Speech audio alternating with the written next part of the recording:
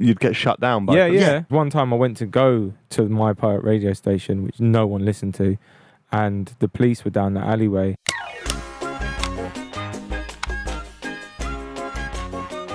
If you didn't think we were cool before, this next question is, what is pirate radio?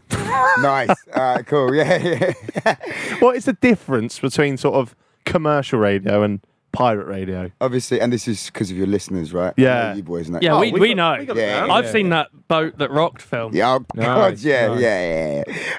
So do you know what it is? It's actually quite deep because when we were younger, like our generation in London, it was all about like jungle and garage music and stuff. Right. And that stuff wasn't, obviously now you got like drum and bass on adverts and stuff, but that stuff wasn't getting played on the radio. So there's two levels to like, it's the stuff that we wanted to listen to by people that were closer to us, right? Like the people that were more ground level, like Soul Solid Crew. Like all I used to listen to, I used to get grounded a lot when I was a kid because like my mum was pretty strict, and I used to just listen to Delight FM. Like that was Soul Solid Crew's radio station all the time, and I just lived by it. And you'd make tapes and you'd bring them into school and you'd trade them, and it would be, you know, this is pre-internet being such a massive thing as well, right? So it would be like your tribe, like you listen to this because you can pick up that radio station in your area. Now, someone like Heartless Crew might be in North London, and the only way you heard that is someone's cousin or something gave them the tape, and you get that at school. So it was a lot more special in that sense, Right. And also doing it yourself and going on pirate radio is the first time, I guess, as a teenager or as a kid, you have control. Do you know what I mean? Like you're there, you can set up your own stuff. Like Corrupt FM was a real station that my best friend from school set up. Right? Before we saw it in... I'm talking about like 12 years previous to that, right? And we were there as kids who like suddenly people are like texting in and listening to you, and you can do whatever you want. And you know, if you're a DJ, you're an MC. In our generation as well, everyone was either a grapher, a DJ, or an MC sort of thing. It was always some little creative outlet. Yeah. And that was a way to kind of make like it just felt good, you know. So if you're, and I really am this dumb to this, but sure. if you're in one part of London, you won't be able to tune into the other. No, because they're not like. Depends on the transmitters. Depends on the transmitter. I don't technically know. Like, no, but but you're right, because if you've got like a Radio 1 or a Kids, this before it was all digital. Yeah. They'd have transmitters that you could get over the whole of London, right? But like if you're like a pirate station, you're going to your rig doctor.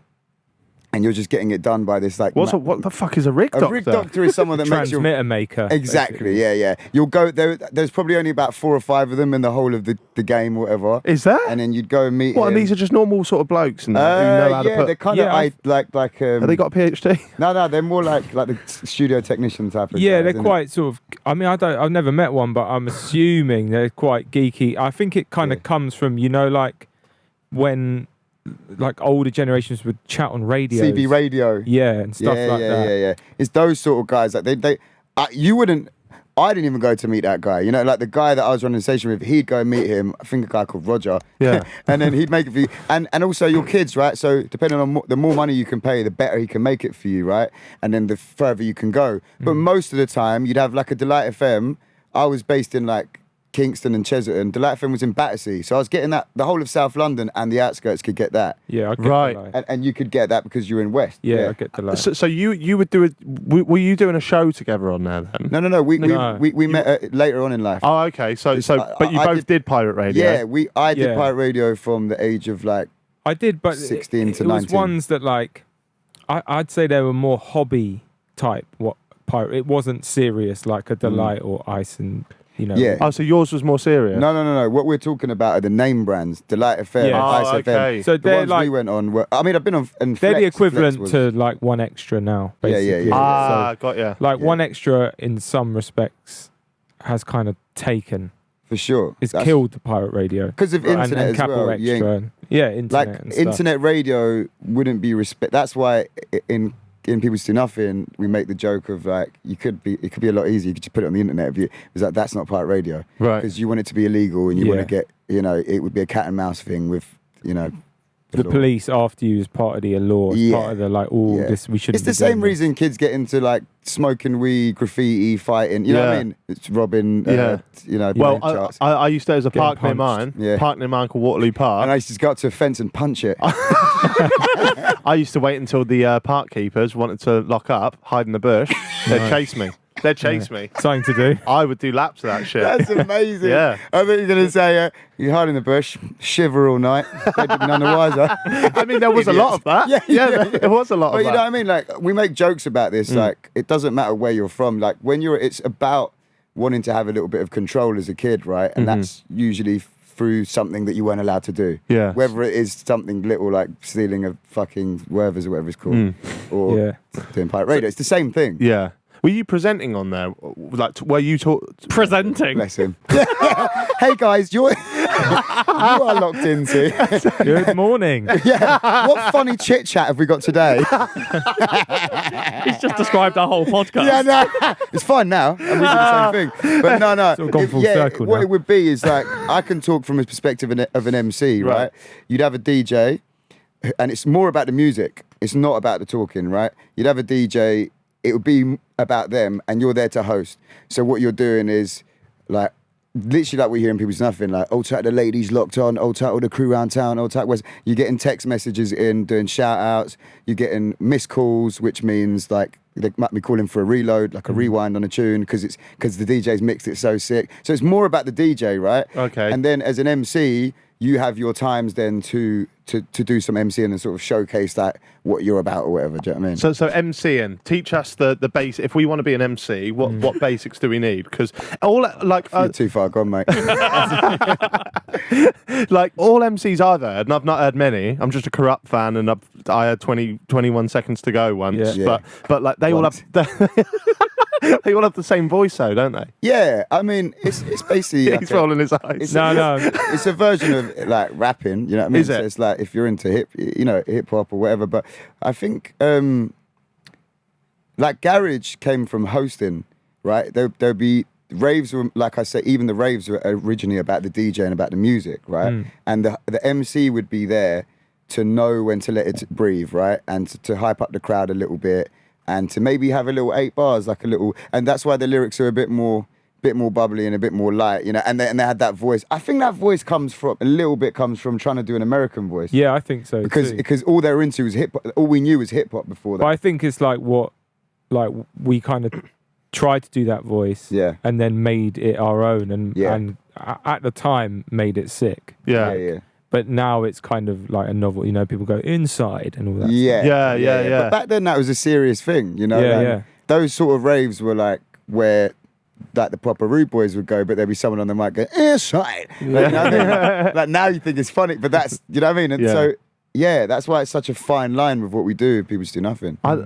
This is a world that I didn't know anything about, but like, does pirate radio basically mean illegal radio? Yeah. Is that what it means? Yeah. What, so because of that, you'd get shut down by Yeah. You get what is it? DT? No, DTI. Is it DTI? DTI, Yeah, because one time I went to go to my pirate radio station, which no one listened to, and the police were down the alleyway, and I had my record bag, and then They clocked, but then I just said I was going for a piss. Yeah, and because I wasn't in there, they were like, okay. Why are they shutting it down though? Because it's illegal. Why is it illegal? Well, technically, you could be getting in the way of other frequencies. Yeah, like Heart FM are paying millions to have their or police scanner. Like it can be getting in the way of like ambulance police or like people that have paid loads, right? So it's just like it's like anything, right? If you haven't got an okay off the government, you're not allowed to do it. I guess that's what it is. Fair. Right? Can you earn money from pirate radio? They would, by like promoting like big ones by having on their adverts. The people that own it would. You wouldn't earn money off it as an artist. No, you would pay to go on pirate radio. You pay there. Okay, so it's almost like a youth club in a sense of sorts, right? Yeah, you'd pay for exactly that. Because if you're like, like he's on Delight FM or he's on that, like he might get booked for gigs and raves and stuff, and you know that's that's what subs are. So you'd have like, we do this on People's Nothing as well, like you'd have like the guy that runs the station and any of the like up and coming talent that are coming to perform on it, they'll give him a little $5 or tenner or whatever.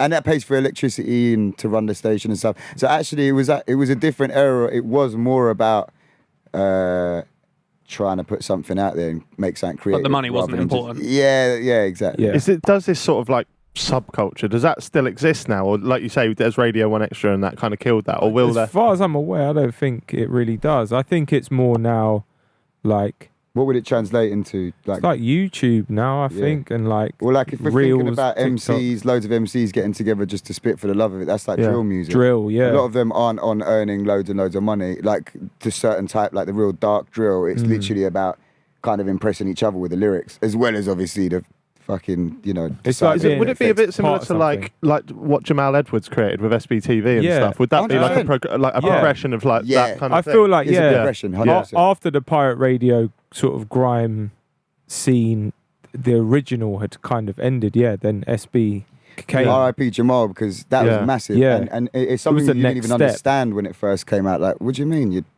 you're just gonna put music on that already exists? You know what I mean? It's like, and now it's such a huge thing. And he was from down the road where I grew up. Yeah. Was he? Yeah, he was West like, London. superhero. What a legend. He always showed us love as well. He's an amazing guy, man. Yeah, what a legend. It's inspired so many people, not just from sort of like music and the scene that you boys are from, That's the because thing. I'm so far removed from all that, but just as a YouTuber as well. Like branching it out though, because he is from that real grime. He was like a grime MC as well. Yeah. And, he's from like a big estate, But like he in was West, always like but he had a bigger vision. Yeah, like he'd be working with like the the big stars, but then there was always people from our area that weren't really well known, but Jamal would have reached out to them. Yeah. And they'll be like, yeah, I'm going to be on the SBTV. And same way the other way. Suddenly you've got a grime platform and there's one man with guitar on there and you're like, I'm not even talking about Ed Sheeran, like as in loads of, Right. And at first that's quite a sensitive thing to do, right? Because it's a subculture, it's very special and precious. But actually look what it done. It opened up both worlds. Yeah. Fair play. What a legend. Rest in peace, Jamal.